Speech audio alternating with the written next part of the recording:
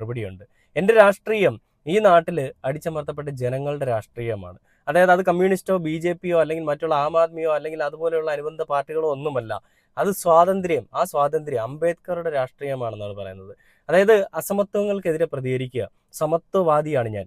സമത്വം ഇവിടെ വേണം. ആ സമത്വത്തിന് വേണ്ടിയിട്ട് അതിനുവേണ്ടി അഹോരാത്രം പണിയെടുക്കുന്ന, അതിനുവേണ്ടി വാദിക്കുന്ന ഒരു മനുഷ്യൻ മാത്രമാണ് ഞാനെന്നാണ് വേടൻ പറയുന്നത്. അങ്ങനെ സാമൂഹിക പ്രതിബദ്ധതയുള്ള ഒരു കലാകാരനായിട്ട് ജീവിക്കാനാണ് ഞാൻ ആഗ്രഹിക്കുന്നത്, ഞാനായിട്ടുള്ള വേടൻ ആഗ്രഹിക്കുന്നതെന്നാണ് വേടൻ പറഞ്ഞത്. അപ്പം ഞാൻ കൂടുതൽ വലിച്ചു നീട്ടുന്നില്ല. വേടൻ എന്താണ് ദുബൈയിൽ പോയപ്പോൾ കാണിച്ചതെന്നും ഈ വേടൻ ഇനിയില്ല, വേടൻ്റെ അവസാനമാണ്. വേടനെ പെണ്ണ് വിഷയത്തിലും മറ്റ് അനുബന്ധ വിഷയങ്ങളിലും എല്ലാം കുടുക്കിയപ്പോൾ വേടൻ്റെ ആ ഒരു കലയും വേടൻ എന്ന് പറയുന്ന ഒരു മനുഷ്യനും അവിടം കൊണ്ട് അങ്ങ് ഒതുങ്ങി തീർന്നു എന്ന് വിചാരിച്ചിട്ടുള്ള ആളുകളുടെയൊക്കെ അണ്ണാക്കിലല്ല അന്നനാളത്തിലേക്ക് ഡയറക്റ്റ്ലി പോയി വീഴുന്ന വൻ മറുപടികൾ തന്നെയാണ് വേടൻ്റെ ആ പാട്ടുകളിൽ അല്ലെങ്കിൽ ദുബൈയിൽ പോയപ്പോഴും വേടൻ കാണിച്ചത്. ഇതിനെനിക്ക് ബി.ജെ.പിയോടും മറ്റ് സംഘപരിവാറിൻ്റെ